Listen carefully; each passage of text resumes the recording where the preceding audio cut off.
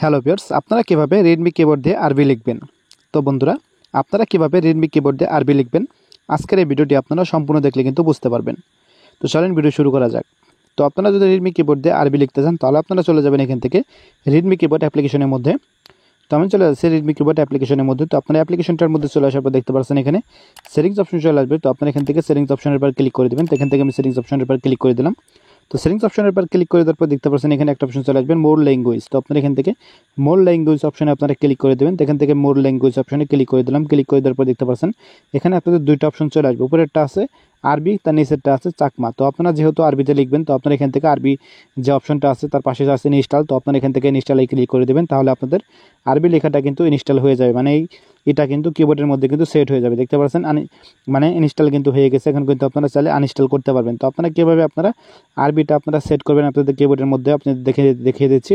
তো আপনারা সেট করার জন্য এখান থেকে ব্যাগে চলে আসবেন। তো ব্যাগে চলে আসার পর দেখতে পাচ্ছেন এখানে লেখা আছে কিবোর্ডের লেআউট। দেখতে পাচ্ছেন এখানে লেখা আছে কিবোর্ডের লেআউট। আপনারা এই লেখাটার উপর ক্লিক করে দেবেন। এখান থেকে কিবোর্ডের লেআউট লেখাটার উপর ক্লিক করে দেবেন।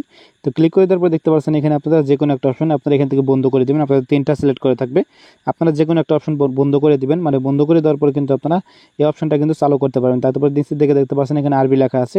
তো আরবি লেখার অপশনটা আপনারা এখান থেকে অন করে দেবেন। অন করে দেওয়ার পরে কিন্তু আরবি লেখার যেটা আছে সেটা কিন্তু কিবোর্ডের মধ্যে কিন্তু সেট হয়ে গেছে। তো আপনাদের যদি এখানে যে টাইপ করে দেখায় তাহলে আপনারা বুঝতে পারবেন। তো এখান থেকে আমি নোটপ্যাডে চলে গেলাম। নোটপ্যাডে যাওয়ার পর এখান থেকে আমি আপনাদের টাইপ করে দেখাচ্ছি যে আমার আরবি লেখাটা হয় কিনা। তো এখান থেকে আমি কিবোর্ডের মধ্যে মানে ইসের মধ্যে চলে আসলাম। নোটপ্যাডের মধ্যে দেখতে পাচ্ছেন আমার আরবি লেখাটা কিন্তু চলে এসেছে। তো আপনারা যদি এভাবে টান দেন তাহলে কিন্তু আপনারা দেখতে পারবেন আরবি লেখাটা কিন্তু এখানে কিন্তু কিবোর্ডের মধ্যে কিন্তু সেট হয়ে গেছে। তো আপনারা এইভাবে চাইলে কিন্তু আপনারা রেডমি কিবোর্ড দিয়ে কিন্তু আপনারা খুব সহজে কিন্তু আরবি লিখতে পারবেন। তো আশা করি আপনারা বুঝতে পারছেন যে কীভাবে আপনারা রেডমি কিবোর্ড দিয়ে আপনারা আরবি লিখবেন। তো আশা করি ভিডিওটা ভালো লাগছে। তো ভিডিওটা যদি ভালো লাগে থাকে অবশ্যই আপনারা লাইক করবেন, শেয়ার করবেন।